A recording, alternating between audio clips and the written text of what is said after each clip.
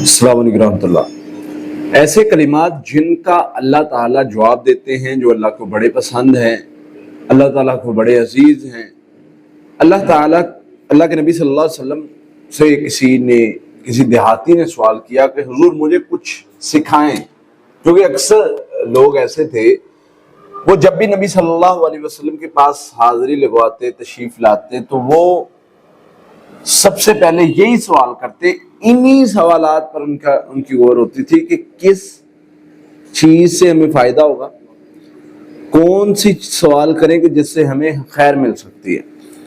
تو رسول اللہ صلی اللہ علیہ وسلم سے انہوں نے سوال کیا کہ اللہ کے نبی صلی اللہ علیہ وسلم آپ ہمیں بتائیں کہ کیا پڑھیں ہم کہ جس سے ہم اللہ کے قریب ہو جائیں اور اللہ کے بہت زیادہ نزدیک ہو جائے۔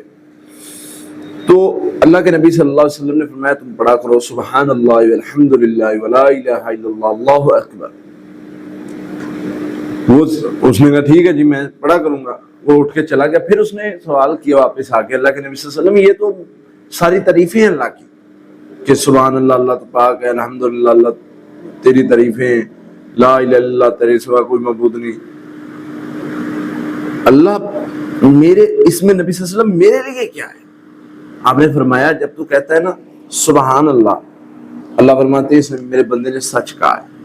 اللہ جواب دیتے ہیں الحمدللہ، اللہ فرماتے ہیں میرے بندے نے سچ کہا ہے، لا الہ الا اللہ۔ جب اللہ تعالیٰ بندے کے ان کلمات کا جواب دیتے ہیں، فرمایا پھر مانگ لیا کر اللہ سے جو مانگنا ہے۔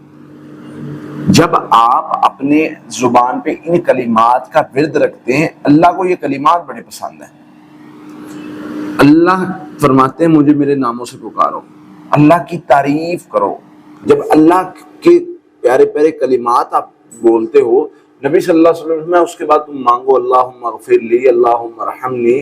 جب تم اپنے رب کو پکارو گے ان کلمات کے ساتھ، اور پھر اس کے بعد رب کا جواب آتا ہے کہ میرے بندے نے سچ کہا ہے، بتا میرے بندے کیا چاہیے، تو بندہ آگے سے کہتا ہے اللہم اغفر لی، اللہم ارحمنی، اللہ مجھ پر رحم فرما، میرے مغفرت فرما، تو اللہ تعالیٰ اس بندے پر فضل کر دیتے۔ تو اس لیے بہترین طریقہ ہے ان کلمات کے ذریعے سے اللہ تعالیٰ سے مدد مانگے، اللہ تعالیٰ ہماری مدد ضرور فرمائیں گے۔ اللہ سے دعا ہے اللہ تعالیٰ ہمیں سمجھنے عمل کرنے کی توفیق عطا فرمائے۔